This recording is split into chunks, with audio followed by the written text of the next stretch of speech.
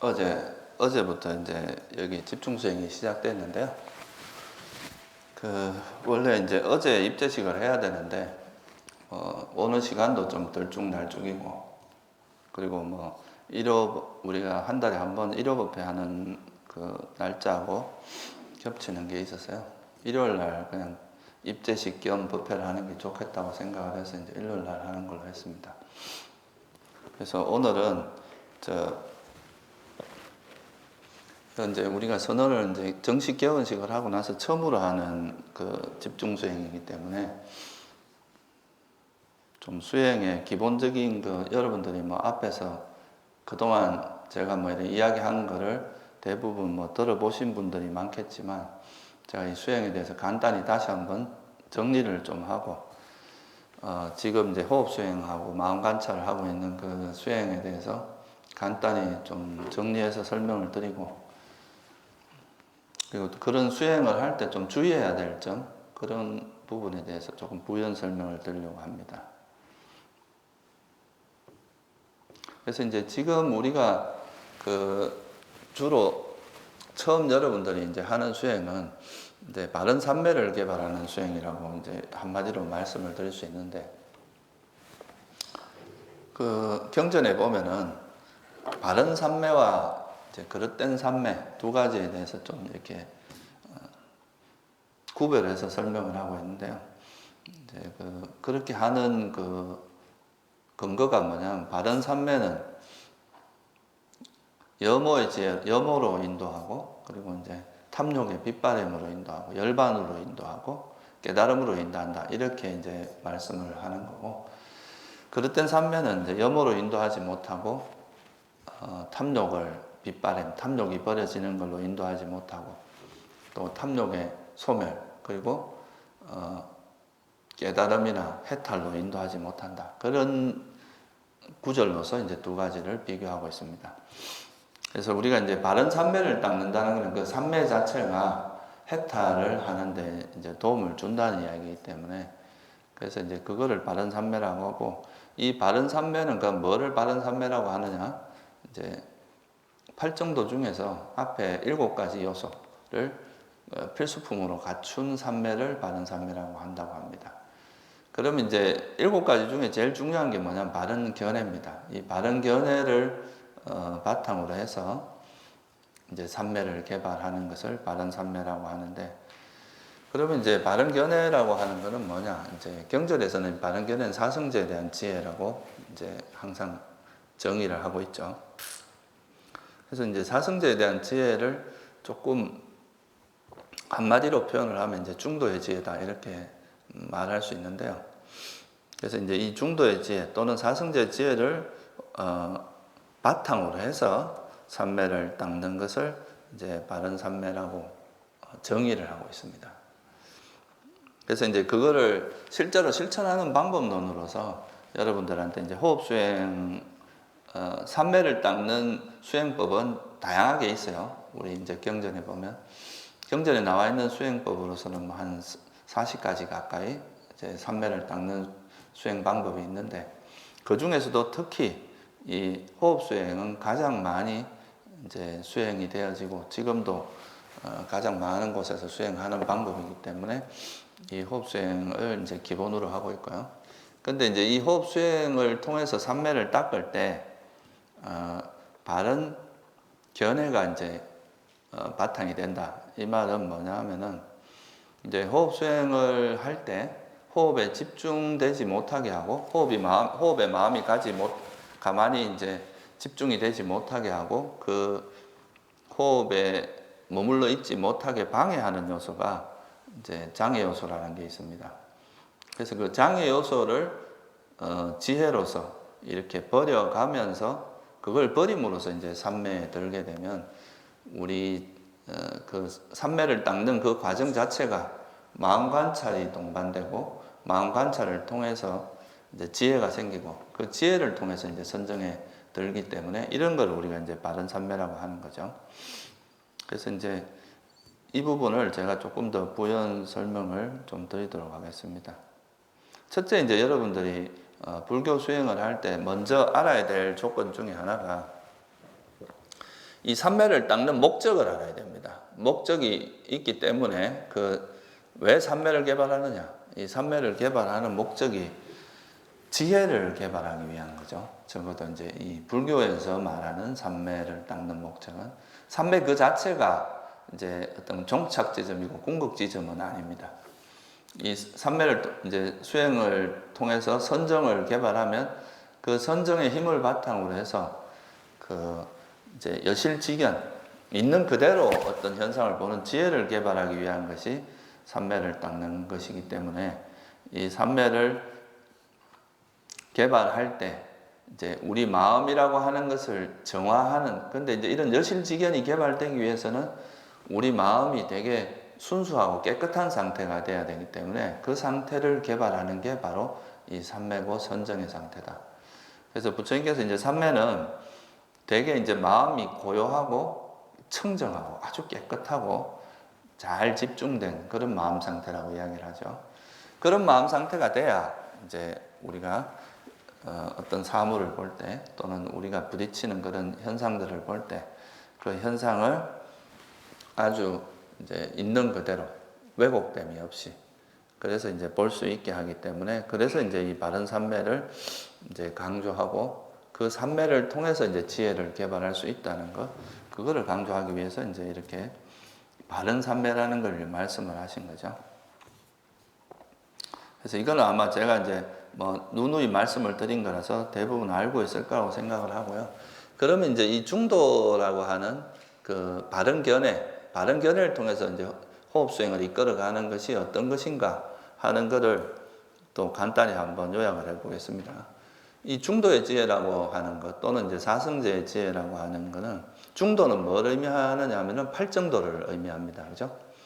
이 팔정도는 이제 첫째는 이제 아주 균형 잡힌 어떤 마음 상태를 이야기하는 거고 또 하나는 이제 우리 마음을 되게 즐거움, 행복하게 수행하는 방법이다. 이렇게 말할 수도 있어요. 그래서 이제 이 중도라는 것을 중도의 지혜를 활용하면은 이제 우리가 그 번뇌를 되게 효과적으로 버릴 수 있고 그걸 통해서 이제 장애 요소를 잘 버리게 되면 그걸 통해서 이제 삼매에 들기가 쉬운 거죠. 그래서 이 중도의 지혜는 한마디로 말해서 이제 연기를 기반으로 하고 있습니다. 연기, 우리가 이제 연기라고 하는 거는 조건이 있으면 일어나고 조건이 소멸되면 소멸된다 하는 그거죠. 그래서 이걸 이제 한마디로 말하면 조건 발생이다. 이렇게 말할 수가 있어요. 조건을 의지해서 일어나는 거죠. 그래서 조건을 의지해서 일어난다는 것은 그 자체가 조건이 소멸되면 이제 이게 소멸될 수밖에 없다는 뜻을 함축하고 있습니다.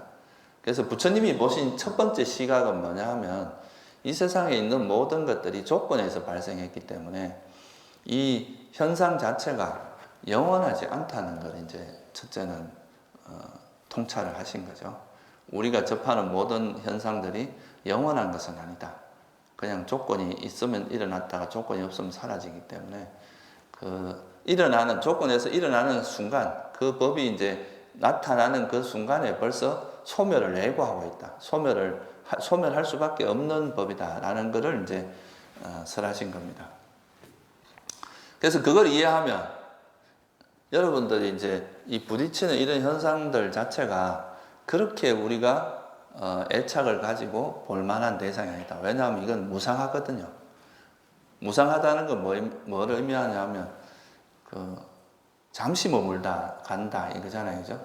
그 시간의 차이는 있을 수 있겠지만 이 우주의 영원한 시간 개념으로 봤을 때는 아무리 길고 짧다 해도 머무는 시간이 유한하다는 것은 굉장히 순간적으로 사라진다 이렇게 말할 수도 있기 때문에 무상하다는 것이 우리가 이제 애착할 만한 것이 없다는 걸 뜻하고요.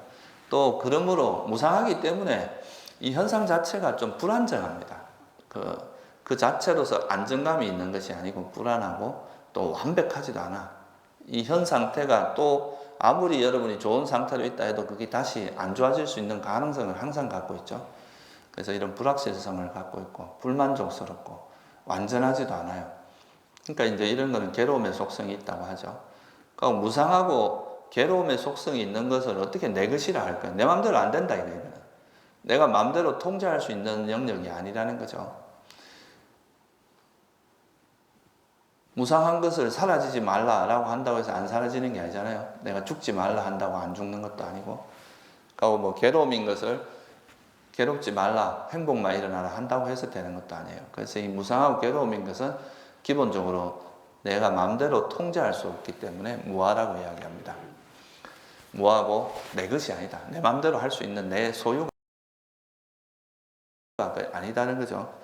그래서 그걸 이해해야 우리가 호흡 수행을 할 때는 호흡이라고 하는 이 하나의 대상만 있지 않고 호흡의 마음을 이제 머물려고 하는데, 내가 다른 것에 의미를 두고 이 호흡에 이제 우리가 이제 접하던 현상들에 되게 큰 의미를 두고 이것은 내가 좋아하는 것인가, 이건 절대로 이제 포기할 수 없다, 이런 이제 마음들이 개입을 하면은 이 호흡에 머물러 있지가 힘듭니다. 다른 대상이 나타났을 때 그걸 놓고 돌아오는 힘이 되게 약하게 되죠.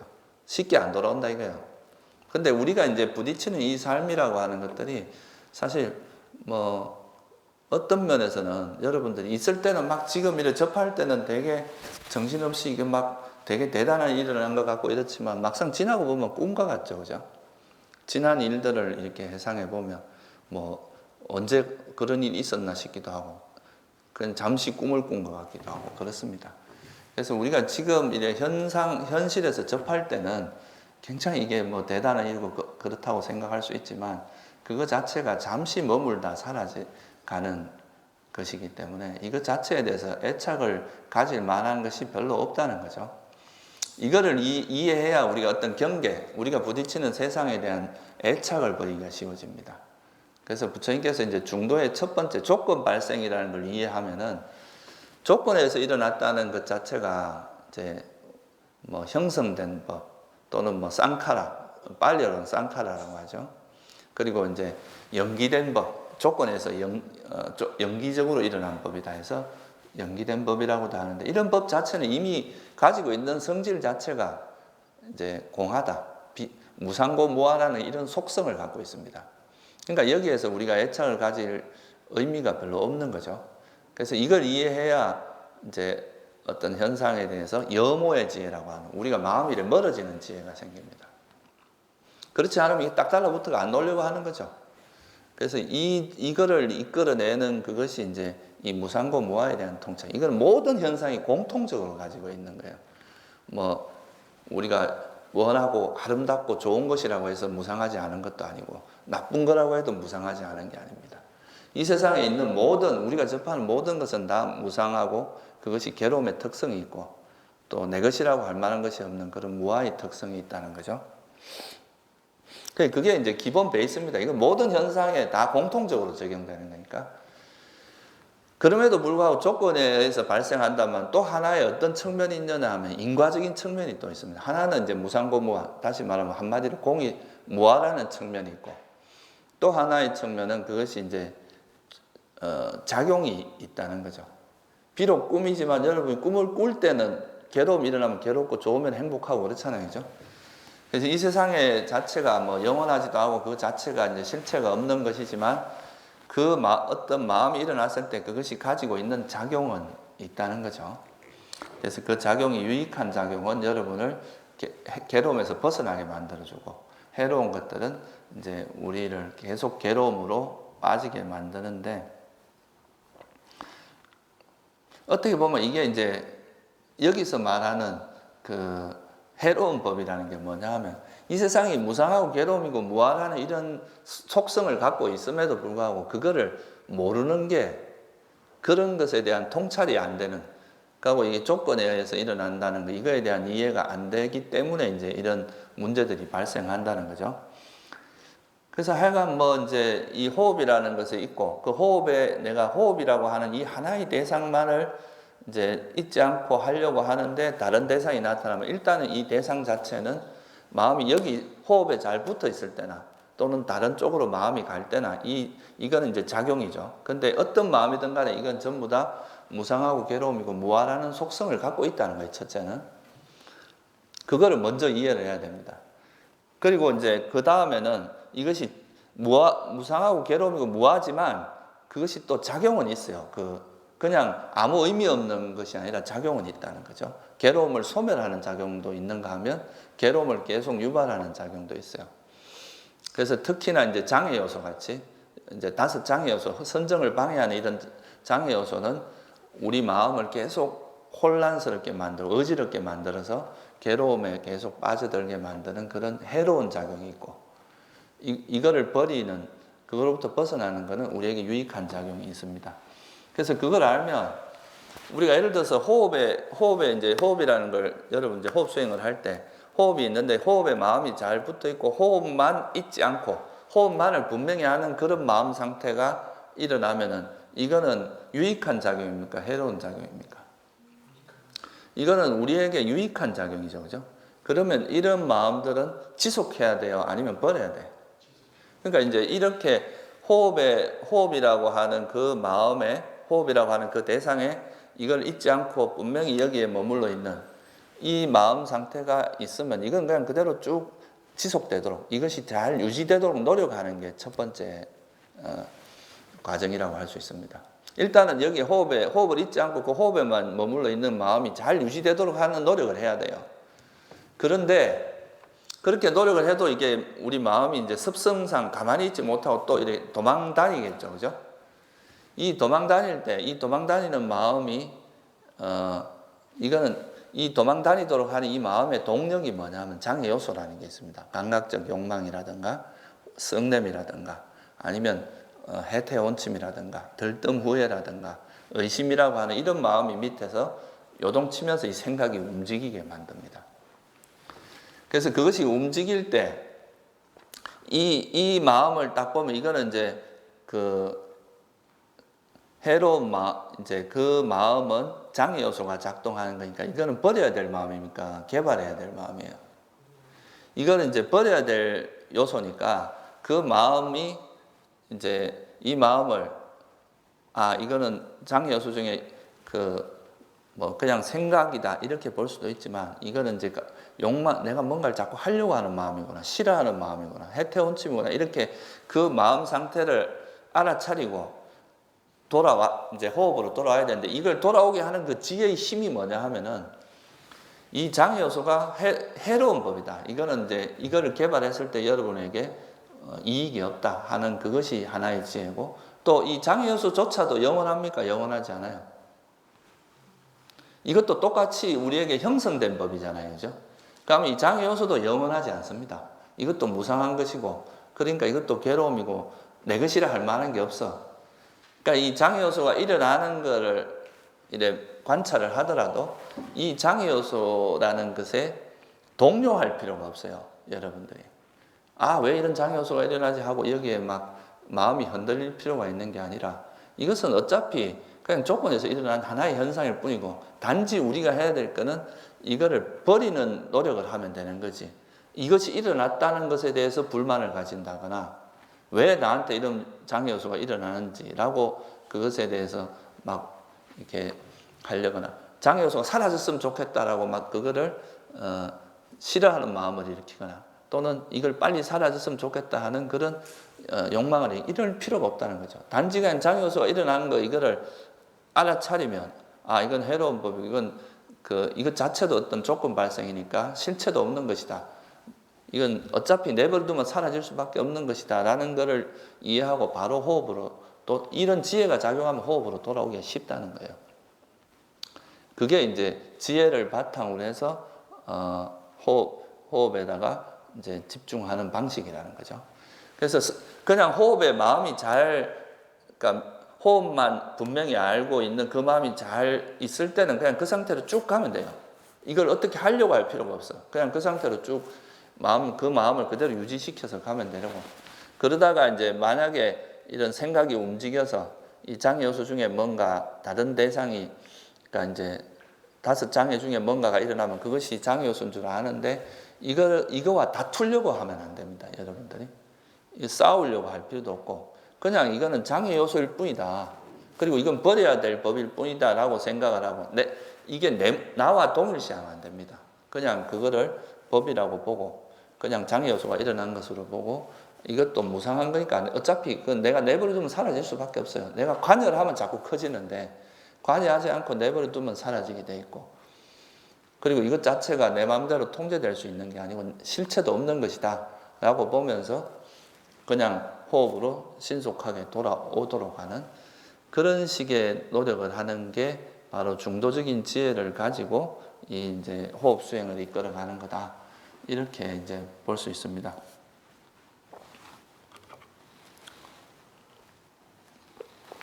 처음에는 이렇게 하는 것이 다른 장애 요소가 일어났을 때 그 장애 요소에 대해서 이제 처음에는 막 마음이 좀 끄달리고 하다가 다시 돌아오기 때문에 조금 이제 속도가 느린데 여러분 이제 지혜가 예리해지고 강해질수록 어떤 마음이 이제 호흡에서 딱 벗어났을 때 이거에 대해서 즉각적으로 이제 지혜가 작용하면서 빨리 호흡으로 돌아올 수 있게 되기 때문에 그러면 호흡에 머물 수 있는 시간은 머무는 지혜는 강해지고 이제 다른 데로 도망가는 그런 힘이 약해지기 때문에 나중에는 호흡에만 마음이 자연스럽게 이렇게 집중이 돼서 그러면서 이제 삼매를 닦아 나가는 과정입니다.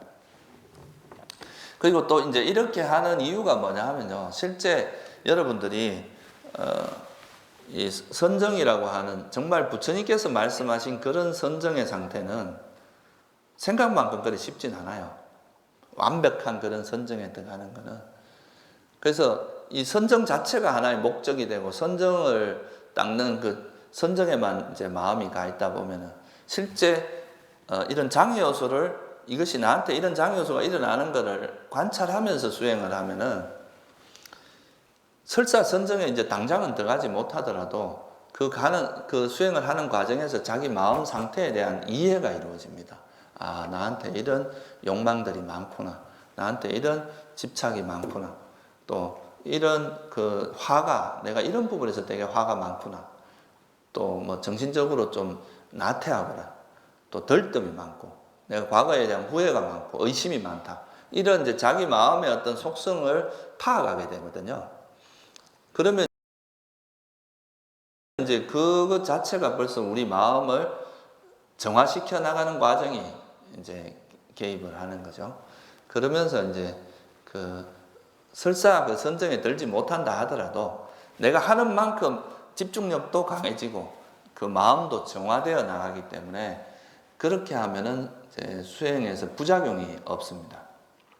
수행을 계속 이제 설사 내가 원하는 결과를 얻지 못하더라도 자기 마음이 계속 정화되고 성장하고 향상하는 방향으로 사람이 성장을 하는데 그냥 무조건 집중만 하고 이런 식으로 가다 보면 자기 마음 상태를 보지 못하기 때문에 그 집중력이 잘못하면은 자기 마음이 원래 가지고 있는 그런 나쁜 경향성을 더 확고하게 만드는 쪽으로 작용할 수가 있어요. 이런 게 이제 그릇된 삼매입니다. 잘못 삼매를 닦는 거죠. 바른 삼매를 닦으면은 이제 항상 바른 방향으로 가고 그것이 우리 마음도 정화시키고 마음이 정화되는 만큼 또 삼매의 집중력도 강해집니다. 삼매의 힘도. 그러면서 이제 수행이 가는 거죠. 예를 들어서 안함. 우리가 안함은 감각적 욕망과 성냄이 완전히 사라진 존재를 안함이라고 하죠. 그러면은 이 안함이 된 존재는 그러니까 선정을 방해하는 장애 요소 중에 제일 대표적인 감각적 욕망과 성냄 이런 게 완전히 소멸된 존재입니다. 그러니까 이게 없으니까 이 안함이 된 사람은 마음을 호흡에만 기울이기만 하면 바로 선정에 들 수 있어요. 그 정도로 이제 방해하는 요소가 이미 완전히 제거되어 있기 때문에. 그래서 수행은 그게 처음도 좋고 중간도 좋고 끝도 좋은 수행을 해야 됩니다. 뭔가 결과를 얻지 못하면 나는 아무것도 아니야.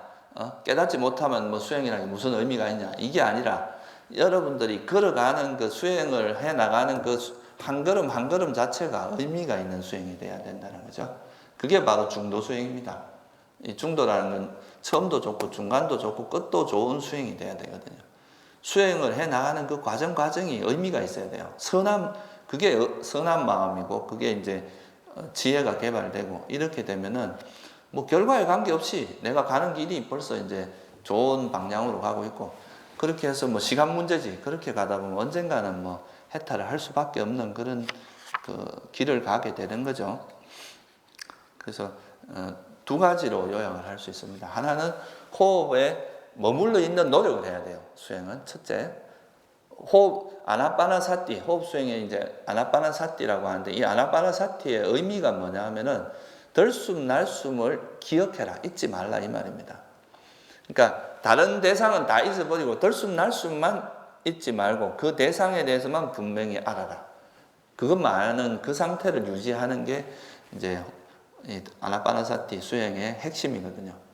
근데 이제 이거는 뭐냐 하면 선한 법을 일으키려고 노력하고 선한 마음을 지속하려고 노력하는 거예요. 이 상태를. 근데 우리 마음이 이제 나쁜 습성들이 많다 보니까 여기에 머물러 있지 못하고 자꾸 이제 욕망이 분출하면서 딴 데로 가고 싶어 하고 성냄 때문에 또 마음이 요동치고 이러는데 이 마음을 이거는 해로운 법이잖아요. 이거를 놓고 이거는 버려서 다시 호흡으로 돌아오게 하는 요 두 가지 노력을 하는 거죠. 일단은 호흡만 알고 잊지 않고 분명히 알려고 하는 노력이 기본이 되면서 이제 거기서 이 장애 마음이 움직일 때 그것이 어떤 장애 때문에 일어난 건지를 알고 돌아오고 이렇게 하면서 자기 마음을 이제 이해하는 과정도 들어갑니다. 근데 이제 여러분들이 자선을 할 때는 가급적이면 생각을 좀 적게 하는 게 좋아요. 자선을 하는 중에는. 그러니까 이제 이것을 그냥 이렇게 장애가 일어나더라도 이걸 너무 장애에 대해서 막 분석을 하거나 이렇게 하지 마시고, 그러니까 이건 그냥 욕망이 움직이는구나 하고 알고 빨리 이제 호흡으로 가급적이면 빨리 돌아오는 방향으로 노력을 하고, 이제 자선이 끝나면 여러분 이제 시간을 한 5분 정도 주잖아요, 그죠? 그럴 때 또는 수행이 끝나고 나서 여러분 이제 경행을 하거나 이렇게 걸어가거나 이러면서 나중에 약간 시간 여유를 가지고 자기한테 일어난 그 장애 요소가 어떤 거였고 또 그런 장애 요소가 계속 반복적으로 작용될 때는 그 원인도 한번 관찰해 볼 필요가 있습니다. 이 장애 요소가 자꾸 일어나는 그 원인이 뭔가.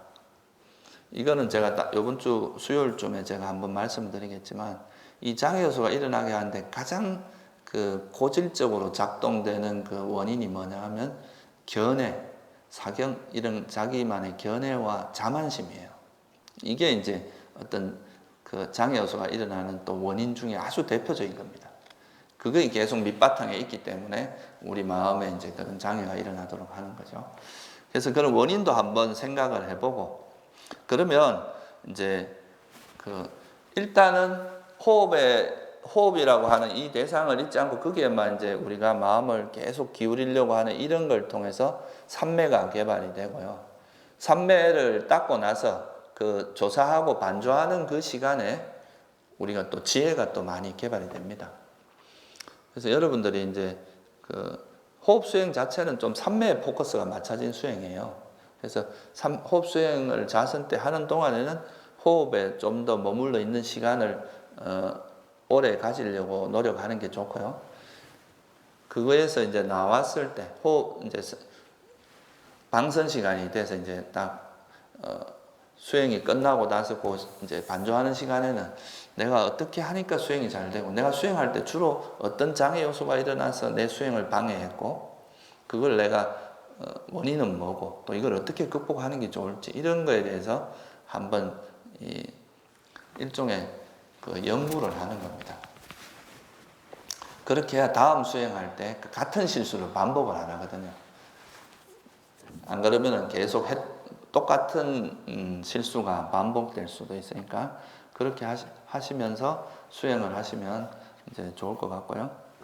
그리고 이제 일상회로 나와서도 이제 자선 지금 여기서 우리가 한 7시간 정도 하루에 자선 수행을 하게 될 텐데 그 시간이 수행이 전부는 아니잖아요, 그죠? 여러분들이 나와서 걸어가는 시간, 또 밥 먹는 시간, 또는 뭐 일하러 자기 숙소에 가서 쉬는 시간 이런 게 다 그런 때 번뇌가 안 일어나진 않잖아요, 그죠? 번뇌는 우리가 어떤 대상을 부딪히는 그때마다 언제나 일어날 수 있어요. 그래서 가급적이면 그 일상 속에서도 내가 마음이 내 마음에서 장애가 일어나지 않도록 노력을 해 보려고 애를 쓰는 게 좋습니다. 그러니까 일상에서 뭐 마음을 딱 놔버리고 온갖 번뇌 다 일으키다가 앉아서 자선해서 수행을 하려고 하면은 그 일상에서 일으킨 번뇌 가라앉히는 데 시간이 많이 들어요. 그래서 언제나 우리 마음에서 이제 그런 그 장애 요소에 물들지 않도록 행조자와 어느 때나 이렇게 수행을 좀 이어가는 그런 훈련을 하는 게 좋습니다. 특히나 여러분 지금 집중 수행 기간이기 때문에 이때만이라도, 물론 언제나 그래야 되지만 여기서 그런 훈련을 한번 해보면 또 일상에서 그렇게 하기가 좀 더 쉬워지거든요. 그래서 이제 평소 뭐 특히 걸을 때, 걸어갈 때는 수행하기가 되게 좋습니다. 이 발걸음, 호흡 대신에 이 발걸음에 이제 마음을 기울이면서 거기서 이제 움직이는 그런 장애 요소를 관찰하는 그런 방식으로 수행을 하면 수행을 좀 더 이렇게 일상 속에서도 끌고 갈 수 있는 좋은 방법이 됩니다. 그리고 이제 내가 약간 주의할 점을 좀 말씀을 드리면, 이게 이제 어떻게 보면 수행을 하는 데는 이런 게 더 중요할 수도 있어요. 그러니까 보통 이 수행을 하면서도 세속적인 그 프레임을 그대로 가져와서 수행에 적용을 해요. 예를 들면 막 목표를 딱 정해놓고 그 목표를 위해서 막 추구하고 달려나가고, 그 다음에 그거를 얻지 못하면 막 짜증내고, 또 남이 나보다 잘하는 것 같으면 열받아가지고 막 또 남을 질투하거나 이렇게 하고, 이런 거는 이제 좀 세속적인 프레임입니다. 우리 수행은 그렇게 세속에서 우리가 이제 무슨 일을 할 때 경쟁적으로 하는 그런 시스템을 이대로 도입을 하면은 수행하는 게 아니라 여기서 앉아서 이제 계속 싸움질 하는 것밖에 안 됩니다. 그러니까 이제 이런 선정을 닦는 이 삼매 수행을 하는 첫 번째가 뭐냐 하면요, 중도 수행이라고 하는 그 말의 의미 중에 첫 번째는, 부처님께서 이렇게 너무 그렇다고 막 즐기면서 사는 것도 이거는 너무 낭비하는 거고, 그렇다고 해서 막 나를 너무 괴롭히는 것도 이게 수행에 별로 도움이 안 돼. 너무 막 고행 이런 거는 별로 도움이 안 되는 거예요. 그래서 이 두 가지에 빠지지 않으면서도 수행을 할 수 있는 방법이 없겠냐, 그거에 대해서 고민을 하시다 보니까, 야, 이게 욕망을 적게 하면서 욕망으로부터 벗어난, 장애 요소로부터 벗어난 요 마음 상태는 뭔가 이렇게 치우치지도 않으면서 마음이 되게 균형 잡혀 있으면서도, 균형이 있으면서도, 그렇다고 해서 막 나태하지도 않고, 그렇다고 막 자기를 학대하는 것도 아니고, 아주 잘 집중되어 있고 마음이 그런 상태더라는 거죠. 그리고 여기에는 행복이 넘치더라는 거예요, 이 마음 상태에는. 그러니까 이 마음 상태를 이용해서 수행을 하면은, 아, 이게 정말 이게 수행을 행복하게 할 수 있는 수행이겠구나. 우리가 수행을 감각적 욕망이라는 것은 우리 욕망을 쫓아가는 것은 행복의 속성보다 괴로움의 속성이 훨씬 많습니다. 그러니까 이거는 막 행복인지 알고 막 쫓아가는데 막상 가보면 행복이 별로 없어요. 괴로움만 많아. 그러니까 이제 이런 행복의 문제점을 알고 좀 다른 행복을 이렇게 정말 행복한 게 없나라고 이제 우리가 찾기 위해서 이런 수행을 하는 건데, 그런 수행을 할 때 내가 원하는 결과를 얻지 못하면 나는 괴로워서 나는 못 살 거야. 그러니까 일단은 그걸 얻어야 행복하다. 이런 패러다임은 세속적인 패러다임과 똑같죠. 내가 원하는 결과를 얻어야만 행복하고, 그죠? 그런데 그런 게 아니라는 거예요. 부처님이 말씀하신 거는, 우리가 그런 원하는 결과를 얻지 못하더라도 그 가는 과정 자체가 즐거운 그런 수행을 해야 된다는 거죠. 그래야 이게 지치지도 않고 재미있게 수행을 할 수 있고, 그러면 가는 걸음 자체가 이제 의미가 있는 게 된다는 거죠. 예를 들어서 여러분이 아주 쉬운 예로, 내가 지금 저기 산에를 도달하는데, 그 산에를 가기 위해서 이제 저기를 도달하는 것이 내가 목표예요. 근데 나는 저 산을 도달하기 전에는 잠시도 마음이 행복하지 않고 저 산에 도달해야 행복할 거다, 이렇게 생각을 하면은, 아이고 내가 좀 아직 여기까지 못 왔나, 아직도 여기밖에 못 왔냐 생각을 하고 계속 짜증만 나는 거죠. 그러니까 이제 나는 열심히 걸어왔는데 아직도 뭐 3분의 1도 못 왔구나. 이 반도 못 왔구나. 이렇게 하면서 가는 그 과정 자체가 다 불만스러운 과정밖에 안 됩니다. 근데 막상 도달하면 또 오히려 허탈해지죠. 그런 욕망이라고 하는 거는. 근데 그게 아니라 내가 저기 도달한다고 쳤을 때, 그러면 거기에 도달하기 위해서는 무엇이 필요한가? 내가 어떻게 해야 되는가? 그거를 알고, 그러면 내가 저기 도달하기 위해서는 이제 한 걸음 한 걸음 가는 게 중요한데, 욕심을 내지 말고 그냥 내가 현재 가는 이 걸음걸음이 지치지 않도록 그냥 한 걸음 한 걸음 가겠다 생각하고 가면은 그냥 내가 가는 발걸음에 딱 집중을 하면서 가잖아요. 그러면 여기에 이제 이 집중하는 것 때문에 마음이 되게 편안하고 고요합니다. 그래가 이래 가다 보면 어느 순간에 벌써 저 산 정상에 도달해 있어. 이게 이제 어떻게 보면 부처님이 우리에게 가르쳐 준 방식이에요. 결과보다는 그 도착하기 위해서 가는 그 과정을 행복하게 하는 거죠. 그러다 보면은 그 가는 길이 일단 힘들지가 않아. 행복하게 할 수가 있어요. 그리고 이제 그러면서 거기에 도달할 수 있게 만드는 그런 방식으로 이제 수행을 하는. 그래서 벗어남의 행복이라고 하는 욕망이 아니라 욕망을 놓음으로써 이제 일어나는 행복. 그거를 베이스로 기본으로 해서 이제 수행을 하도록 만든 겁니다. 그래서 그렇게 하려면 어떻게 되느냐 하면은 장애 요소가 이제 나는 호흡에만 딱 있으려고 하는데 이 장애 요소가 일어나요.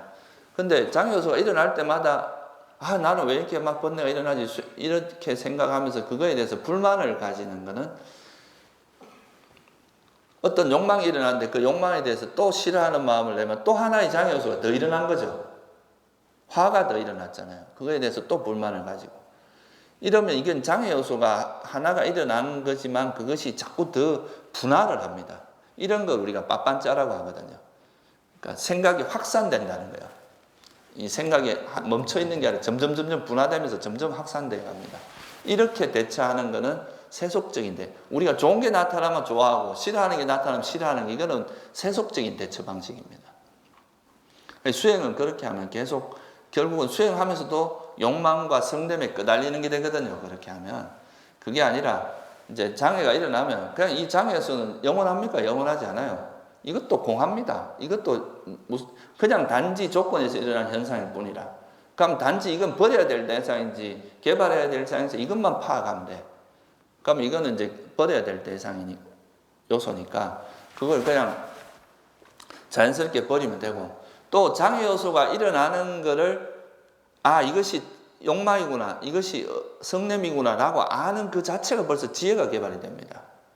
여러분들이 모르는 걸 어리석음이라 하거든요. 장애가 욕망이 일어나도 욕망이 일어난지도 모르고 성냄이 일어나도 성냄이 일어난지 모르는 게 이게 어리석음인데, 욕망이 일어나는구나, 성냄이 일어나는구나 아는 순간에 자기의 어떤 번뇌를 이해하게 되고, 그걸 이해하면 또 버리기가 쉽거든요. 그래서 이제 장애 요소와 다투지 말고 장애 요소를 지혜로서 대처해야 됩니다. 이건 장애 요소라는 거를 그냥 이건 장애 요소가 일어나는구나라고 알고, 그거를 이제 이것이 해로운 법이고 이건 위험한 것이다라고 알고 돌아오면 되는 거지. 그거를 계속 여기에 대해서 더 막 개입을 하고 이러다 보면 그거는 장애 요소가 더 커지게 만든다 이거죠. 그래서 이렇게 보는 거를 우리가 어떤 현상이 나타났을 때 좋은 게 나타나든 싫은 게 나타나든 그거에 대해서 좋아하거나 싫어하는 마음 없이 보는 거, 이걸 우리가 뭐라면 중도적인 관점이라고 이야기해요. 어디 하나에 치우치지 않으면서 그냥 현상 그대로만 보는 거죠. 이건 조건 발생한 현상일 뿐이다. 이렇게 봐야 그 장애에 휩쓸리지 않는다 이 말이에요. 그리고 솔직히 장애가 없기를 바라는 거는 뭐겠어요? 네? 여러분 이제 수행을 막 시작하고 있는데 장애가 없기를 바라는 거, 욕심입니다. 욕심. 여러분 아라한 손 들어보세요. 아라한이 되거나 뭐 이런 분들이야 장애가 없겠죠. 그렇지만 수행을 하는 도중에서 장애 요소가 일어나는 건 어찌 보면 당연한 겁니다. 그걸 싫어하기보다는 장애 요소를, 만약에 그런 장애 요소가 일어났을 때 이것을 이해하고 그것을 이제 버리는 노력을 하면서 지혜가 개발되는 거잖아요. 그러니까 그게 중요한 거예요. 어떻게 대처하느냐가 중요한 거라는 거죠. 일어나는 거는 사실 여러분이 막기가 힘들어요. 아직까지는 지혜의 힘이 약하기 때문에 일어날 수는 있는데 그거를 어떻게 대처하느냐가 중요한 거다. 그래서 장애 요소하고 싸우려고 하지 말고 장애 요소를 이해하려고 해야 됩니다. 아, 이것이 감각적 욕망이구나. 이건 성냄이구나. 그리고 이것은 해로운 거니까 이건 내가 더 이상 가서는 안 되겠다 하고 이제 그걸 이해하고, 그리고 이건 또 실체도 없는 거예요. 조건에 의해서 발생한 것 뿐이라. 그렇게 이해를 하고 이제 호흡으로, 이건 버리고 호흡으로 돌아오게 하면 이 장애 요소에 대한 이해도 생기고, 그걸 놓는 지혜의 힘도 생기고, 또 그렇게 되죠. 그리고 장애 요소가 일어나는 것 때문에 여러분 마음이 동요가 생기는 게 아니다 이거예요. 그렇게 해야 동요가 안 생깁니다. 그리고 이렇게 수행을 하면은 좋아하고 싫어하는 것 없이 그냥 단지 법으로만 보는 거예요. 이것도 작용은 있지만 실체는 없다는 거죠. 해로운 작용이 있을 뿐이지 실체는 없어요. 그렇게 생각을 하고 놓고 돌아오면 이렇게 마음을 평온하게 그러니까 장애가 일어나도 그거를 동요함 없이 이렇게 평온하게 이 장애를 볼 수 있기 때문에 이렇게 보면 여러분 마음이 행복해집니다. 이게 행복이 기반이 되는 거죠. 좋아하고 싫어하는 마음에는 그거로부터 한 걸음 물러 떨어져서 이 현상 자체를 약간 떨어져서 이걸 그냥 관조적으로 볼 수 있기 때문에 이런 마음 자체가 이제 좋아하고 싫어하는 마음이 없는, 그거로부터 벗어난 그 출리의 행복이라고 하죠. 빨리어로 네깜마 수카라 그럽니다. 이런 이제 벗어남의 행복이라고 하는 이것이 이제 바탕이 되기 때문에 편안해진다 이거예요, 마음이. 그냥 장애를 우리가 마치 이런 거죠. 여러분들이 길을 가다가 이제 저 산을 가는데 가다 보면 뭐 돌덩어리도 있고 뭐 장애들이 있을 거 아니에요, 그죠? 그러면 이 장애가, 이게 왜 장애가 나한테 있냐고 막 성질내고, 내 가는 길을 왜 이렇게 막냐고 짜증 내봐야 소용없죠. 아, 이것이 가면 내가 가는 길을 방해하겠구나 하고 옆으로 치워놓고 그냥 묵묵히 걸어가면 되는 거잖아요, 그죠? 그게 이제 우리가 그 장애를 대처하는 방식이라는 거죠. 그렇게 하면 마음이 이제 편안한 상태에서 그 수행을 할 수 있기 때문에 그게 바로 마음이 행복한 상태에서 이제 수행을 하니까 더 호흡에 마음이 잘 있게 되고, 그런 희열과 행복의 힘으로 선정에 듭니다. 이 선정에 들어가는 그 조건이 뭐냐 하면 행복이거든요. 여러분들이 너무 행복하면 아무 생각이 안 나고 그냥 그 행복에 딱 머물러 있을 수 있잖아요. 그러니까 이제 이 선정도 호흡이라고 하는 이 대상에 호흡을 잊지 않고 그것만 알고 있는 여기 있는데 아무것도 안 하는데 이상하게 행복이 생겨요. 이거는 이제 그런 벗어남의 행복이거든요. 그 너무 행복하니까 아무것도 안 하고 그냥 그 상태로 이렇게 딱 그 상태에 빠져 있는 그 상태로 되면은 그게 이제 선정에 뜨는 거거든요. 그래서 이 장애 요소를 잘 대처를 해야 돼요. 세속적인 방식으로 대처를 하지 말고 좋아하고 싫어하는 것 없이 중도적인 관점에서 이거를 항상 지혜로서 대처를 하면은 그 자체가 장애가 오히려 여러분들이 성장하는 데 도움이 됩니다. 그런 장애 요소를.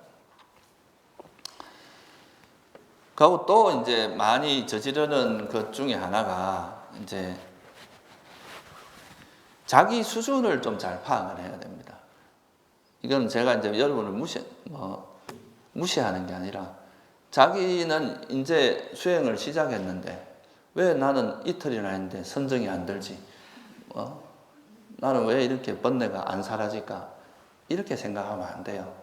이거는 선정이라고 하는 것이 선정 자체가 사실 선정을 얻은 사람은 깨달음에 이를 가능성이 상당히 높습니다. 그만큼 이게 부처님께서 이 선정과 깨달음을 특별한 법이라고 그랬거든요.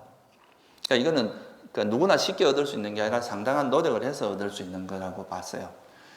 그러니까 요즘은 보면 이제 어느 정도 집중이 되면 그걸 선정이라고 인정해주는 그런 것도 많아요. 그런데 그거는 우리가 부처님께서 말씀하신 그런 선정의 상태는 아닙니다. 부처님께서 말씀하신 그런 선정은 정말 완전히 소리고 뭐고 나머지 앞에 그러니까 색성향 미촉이라고 하는 소리, 냄새, 눈으로 보는 거야 뭐 감고 있으니까 안 보이겠죠. 소리라든가 이런 몸의 이런 게 완전히 사라지고 진짜 그 호흡이라고 하는 그 대상에 완전히 몰두된 그런 상태를 이야기하거든요. 그런 상태가 그렇게 쉽게 이루어지는 건 아니에요. 그러니까 그러니까 이야기는 뭐 들어보니까 막 리미타 이야기도 듣고 막 선정도 있고 하니까 나도 저거 해봐야 되겠다 하는데 실제 자기 노력은 쥐꼬리만큼 하면서 이제 얻는 거는 저 특별한 법을 얻고 싶은 거예요. 선정을 얻고 싶고. 그러면서 자기 상태는 지금 그런 수준인데 막 정말 날아가는 사람들의 그런 그거를 얻고 싶어 하는 거죠.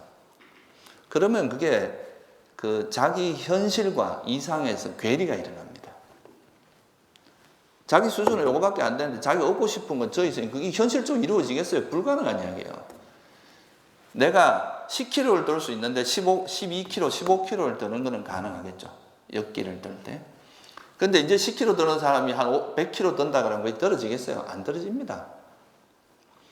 그러니까 수행도 마찬가지다. 이게 좀 나쁘게 말하면 주제 파악을 잘해야 돼. 자기가 수행할 때 지금 자기의 지혜 수준이나 체력, 자기 조건 이런 걸 고려해서 내가 사실 그 할 수 있는 수준에서 거기서 내가 할 수 있는 최선을 다해서 해야 되는 거지. 자기가 처해진 조건이나 환경이 그렇게 되진 않는데 마음은 막 완전 깨달음이나 저런 선정에만 가 있으면 계속 거기서 오는 괴리 때문에 스트레스를 받습니다. 자꾸 불만이 생기고. 그러면 아까 말했던 이런 행복한 수행을 못해. 계속 막 불만을 가지고 수행을 하게 되는 거예요. 그리고 또 이럴 때 또 뭐가 있냐면 다른 사람이 또 하는 게 눈에 보여요.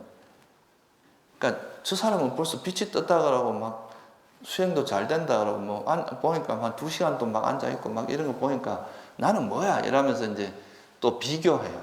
이런 걸 자만심이라고 하는데 그러면서 또 스트레스를 받는 거죠. 그럼 여기 수행하러 왜 왔어요, 여러분들? 예?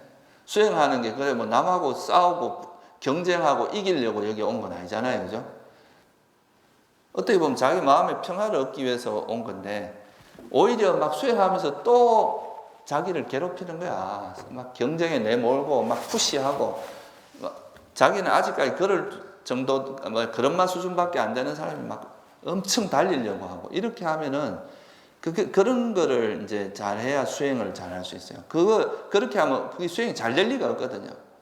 마음만 앞서고 몸만 이제 힘들고 그렇게 되지 그 수행이 잘 안 됩니다. 그러니까 한 걸음 한 걸음 내가 하는 것이 바른 방법으로 하고 있는지, 이것이 어떤 무리가 아니라 바른 방법으로 하고 있는지 이런 걸 체크해야 돼요. 결과를 자꾸 말하지 말고 내가 가는 이 길이 맞는 길인가. 그리고 이제 자기가 할 수 있는 것이 잘 되는 내가 무리하지 않고 자기 조건을 잘 고려해서 그렇게 수행을 해야 수행을 재미있게 할 수 있다. 중도 수행은 재밌어야 되거든요. 이게 부처님께서 이 중도라는 삼매라는 이것을 한 거는 벗어남의 행복이라는 이거를 이제 동력으로 해서 수행을 하도록 만든 거예요. 수행이 재미가 없으면 오래 못 하거든요. 힘들고. 그러니까 수행하다 보면 아이고 이건 뭐 내가 할 일이 아니다. 이거는 진짜 인내력이 대단하고 참을성이 많은 사람만이 나는 못한다. 이런 생각할 수 있는데 이 수행을 자기에게 그 조건에 맞게 차근차근 해나가면 그 하는 과정을 되게 재미있게 할 수 있습니다. 그래서 그런 노하우를 터득해야 돼요. 이거는 푸시한다고 잘 되는 게 아니에요. 여러분의 아직 체력이나 뭐 여러 가지 지혜의 조건이 얼마 되도 않았는데 막 밀어붙인다고 수행이 잘 된다면 우리도 수행자 사관학교를 하나 만들어갖고 막 엄청 돌리고 이러면 수행자 막 잔뜩 나오겠죠. 그런데 그렇게 되는 게 아니거든요, 이 수행이라는 건. 자기 어떤 동기도 필요하고, 자기 내면의 동기가 필요하고, 자기 스스로의 지혜로 해나가야 되는 거라서, 가는 길은 알려줄 수 있지만, 그걸 실제 해나가는 본인이 할 수밖에 없고, 그거를 되게 점차적으로, 조건을 성숙시켜 나가야 된다. 결과만 자꾸 마음에 두지 말고, 내가 그런 선정에 들기 위해서는 어떤 조건이 필요한가? 건강도 잘 유지해야 되고, 또 장애 요소를 어떻게 하면 버릴 수 있고, 이런 쪽으로 이제 조건을 성숙시키는 쪽으로 가야 되고, 또 자기를 약간 이제 이렇게 노력을 가할 때는 내가 만약에 10분 정도 이 집중이 잘 된다면 다음 시간에 내가 한 15분 정도라도 한번 해보자. 이런 암묵적으로 그런 목표를 가지고 들어간다, 수행을 한다거나. 이런 거는 현실적으로 가능한 일이잖아요. 가능하니까 그건 조금 노력하면 실현이 되고 그러면 재미가 있거든요. 근데 이제 10분밖에 못하는 사람이 내 다음 시간에 선정에 들리라 이렇게 해서 들어가면 그게 안 되겠죠. 그래서 그거를 이제 자기 어떤 상황을 고려해서 차근차근 남하고 경쟁하는 일이 아닙니다. 이 수행은 남한테 이기고 싶고 경쟁하고 싶고 이런 건 다 욕심이거든요. 근데 이거는 우리가 이제 그런 욕망을 쫓아가는 것이 괴로움의 원천이라는 것을 파악하고 그걸 놓고 욕망을 적게 함으로써 그것으로부터 벗어남으로써 이제 그거를 바탕으로 해서 살아가는 게 수행의 길이거든요. 근데 거기서 이제 우리가 남들하고 경쟁하고 싸우고 이런 건 여전히 수행하면서도 세속 프레임을 그대로 가져온 거라는 거죠. 세속에서 뭘 하는 방식을. 그렇게 해서는 수행을 제대로 하기가 어렵다.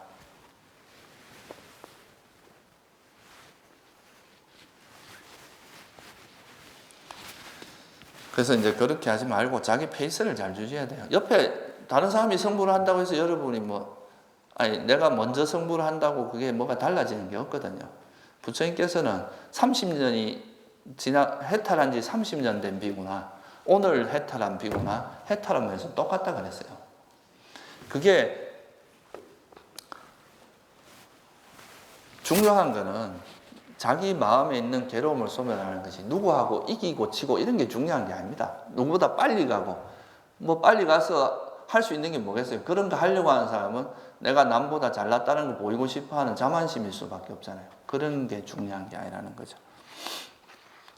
그리고 이제 이 수행할 때 이제 법담도 우리가 이제 보통 수행자들끼리 많이 하는데 특히 이제 이 수행자의 세계에서 여러분 좀 조심해야 될 거는 수행자들이 모임에서는 부처님께서 이제 그런 게 있어요. 옛날에 이제 고살라국에 마세나리 왕이라고 왕이 있었는데 이제 그때 당시에 그 인도에는 되게 나이도 많고 유명한 스승들이 좀 있었어요.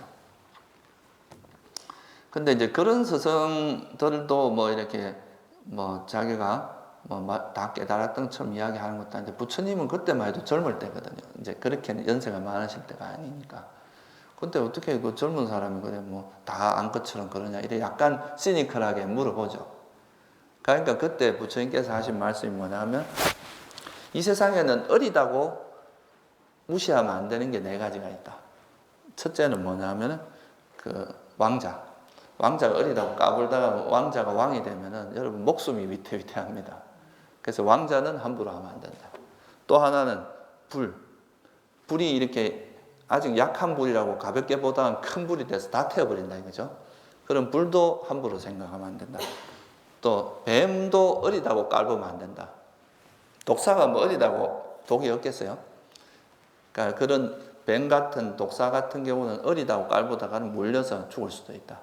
또 마지막으로 그게 뭐냐면 비구입니다. 비구. 수행자가 어리다고 깔보면 어린 사람들 중에서도 말하지만 도력이 높은 사람이 있을 수 있다 이거예요. 수행이 높은 사람. 그래서 이제 함부로 이렇게 사람들을 이제 평가하고 나이가 어리다고 막 가르치려고 한다 이러지 말고 수행자들은 기본적으로 다 이제 자기 나름대로 가지고 있는 그게 있습니다. 수행에 대한 어떤 의지라든가 그런 게 있고 또 수행자들 나름대로 또 수행을 하겠다고 나온 사람들은 다 그래도 나름대로 보통 사람들이 아니에요. 그런 사람들을 이제 법담을 나눌 때 너무 자기가 조금 안다고 막 가르치려고 한다거나 이제 무시하거나 이렇게 하는 것은 되게 좋은 태도가 아닙니다. 같은 도반으로서 이제 서로가 배운다는 취지에서 같이 대화를 하고 해야지 자기가 조금 아는 걸 가지고 남을 가르치려고 하는 것은 상당히 그런 게 다 어떤 걸 유발하겠습니까? 자만심이 생기게 하겠죠. 그죠? 내가 안다고 자꾸 이야기하면 내 자만심만 키우는 거야. 그게 자기 수행에 별 도움이 안 돼요. 그러니까 그런 것은 바람직하지 않고 겸손하고 항상 서로가 서로에게 배우려고 하고 그런 자세로 하는 게 되게 바람직합니다.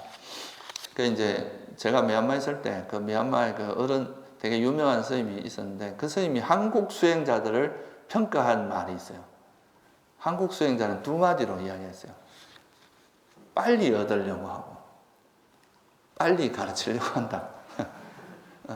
빨리 결과를 얻어서 남을 가르치려고 하는 걸 되게 좋아한다.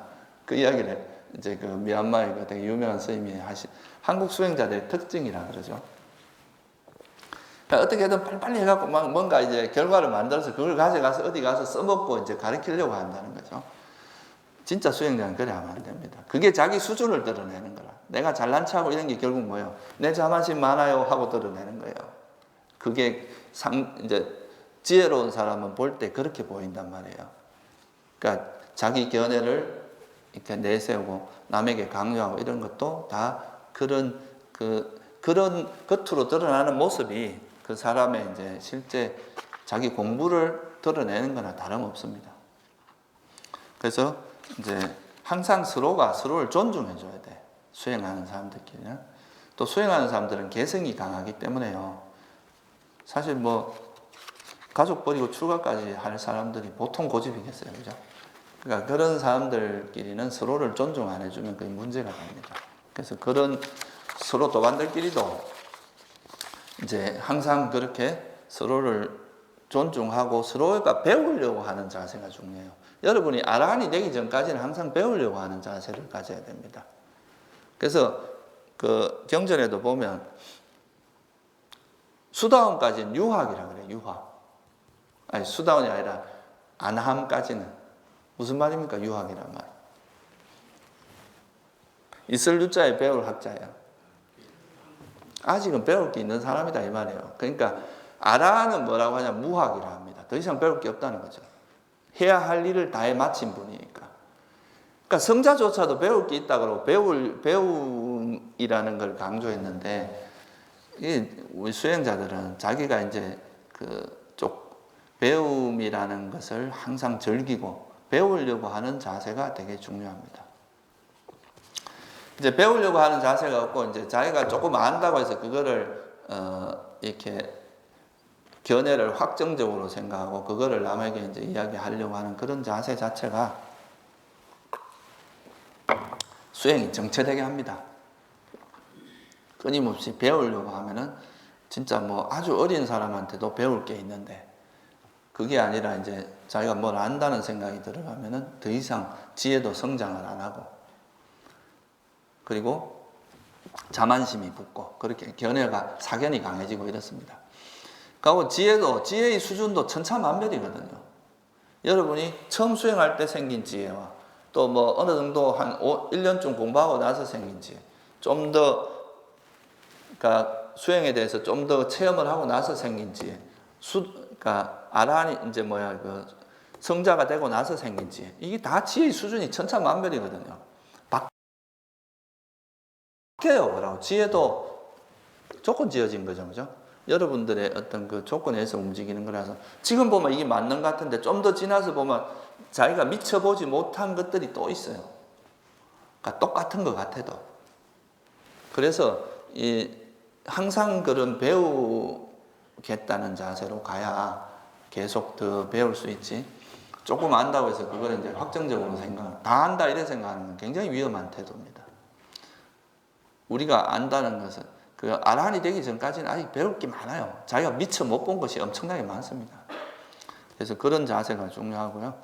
그리고 또 이제 이런 수행 기간, 여러분 이제 일주일 동안 이제 이런 집중 수행 기간에 들어왔으니까 또 여러분들이 수행에서 좀 궁금하거나 이런 거는 인터뷰 과정을 통해서 확인을 하는 게 좋아요. 그래야 이제 바른 방법, 이게 바른 건지 아니면 좀 잘못된 건지 이런 거를 체크할 수 있기 때문에 그런 시간을 최대한 활용해서 수행을 좀 바르게 익혀서 나중에 이제 일상으로 돌아가셔도 수행을 잘 할 수 있도록 그렇게 하는 게 좋습니다.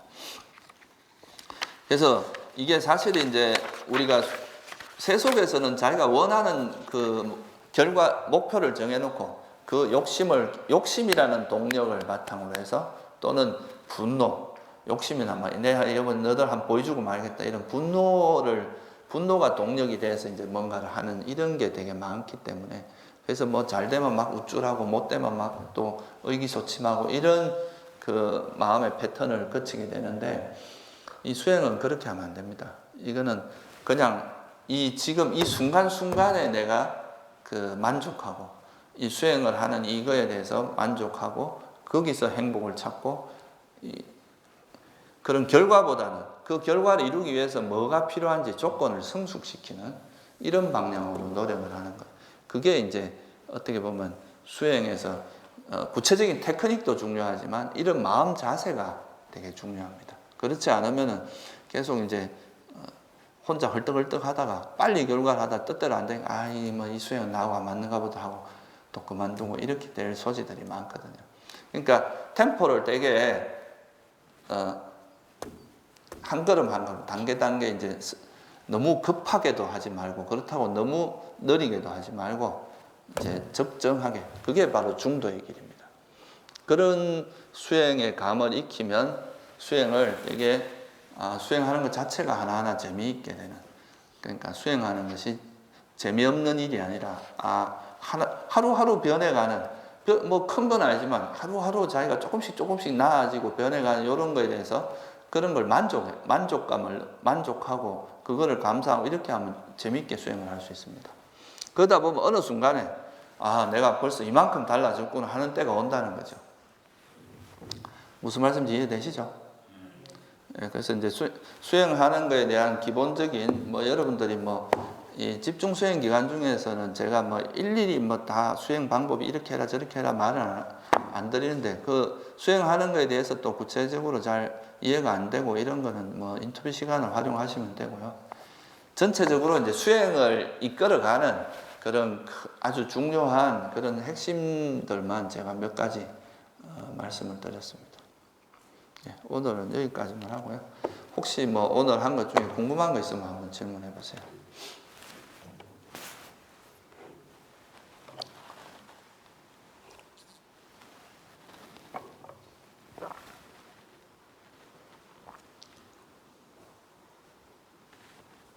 네, 큰 본문 중에서 초심자가 이제 호흡 수행을 할 때 이제 보통 5만 가지 장애가 이제 계속 발생하게 되는데 그 장애를 전부 5만 가지 생각들을 하나하나 다 보려고 하면 시간도 걸리고 거기에 빠질 수 있는데, 보통은 이제 그것 다 그런 장애들이 노하고 무상이고 이제 공익이라는 기본 전제하에 다 돌아오는 것을 계속 그렇게 하고, 거기서 웬만하면 다 그렇게 돌아오고, 거기서 자주 발생하는 그런 장애에 대해서 좀 관조하는 그런 자세로 그렇게 보는 것이 더 괜찮은 수행 방법인지 여쭙고 싶습니다. 그렇게 하는 것도 괜찮습니다.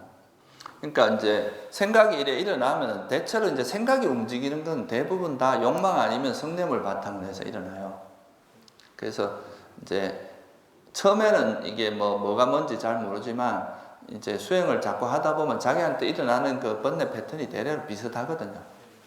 그럼 그런 생각이 움직일 때는 이제 이건 또 내가 그 욕망을 바탕으로 자꾸 뭔가 즐기려고 하는 그구나 하는 걸 알면, 그런 게 다음 한 번 그렇게만 딱 파악을 해놓으면 다음에는 이게 뭐다 하는 금방 알고 돌아올 수 있잖아요.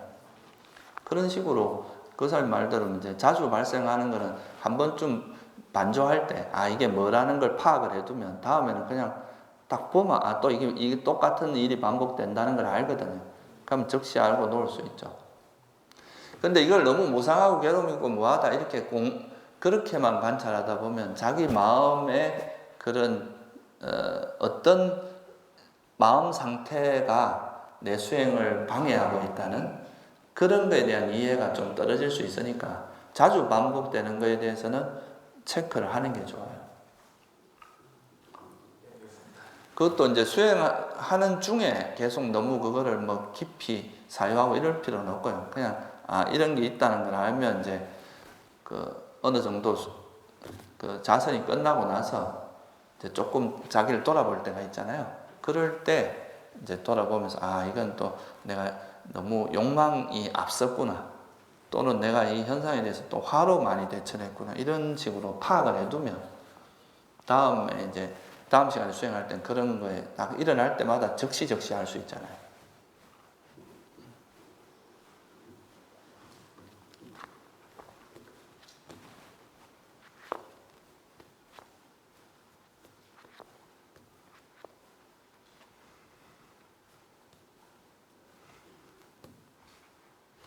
다른 질문 없으세요?